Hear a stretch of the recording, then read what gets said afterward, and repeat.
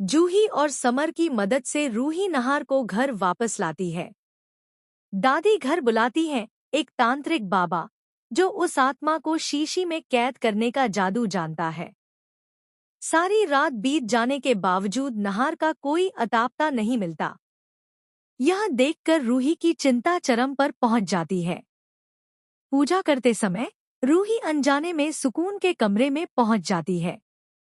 वहां का नजारा देखकर उसका दिल धक से रह जाता है। उसे समझ नहीं आता कि सुकून का कमरा इस तरह क्यों सजा हुआ है। तभी उसकी नजर सुकून के बक्से पर पड़ती है।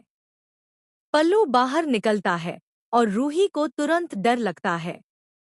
सोचती है, कहीं उस संदूक के अंदर फिर से सुकून तो नहीं। जब वह संदूक खोलती है तो वहां पेंटिंग देखकर उसके पैरों तले जमीन खिसक जाती है। यह पेंटिंग तो उसने पहले घर से बाहर फेंक दी थी।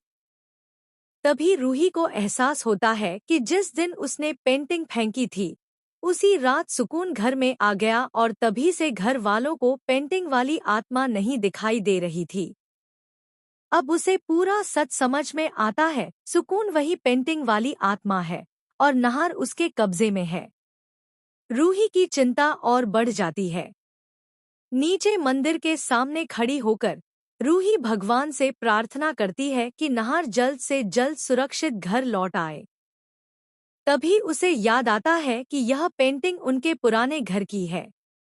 इसका मतलब है कि आत्मा पुराने घर में रहती थी। रूही जल्द से जल्द समर और जूही को लेकर पुराने घर पहुंचती है। रास्ते में वह उन्हें सारा सच बताती है। सुकून एक आत्मा है जिसने नहार को अपने वश में कर लिया है। पुराने घर में पहुंचकर तीनों खिड़की से देखते हैं कि सुकून बार बार नहार से कह रही है कि वह उसकी मांग पूरी करे और उसे अपनी पत्नी बनाए।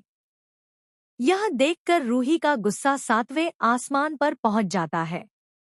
वह नहार को आवाज लगाती है ताकि वह दरवाजा खोले।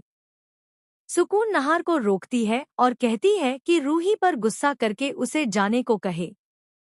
नहार ऐसा करता है तो रूही समझ जाती है कि सुकून को रोकने के लिए दरवाजा तोड़ना होगा।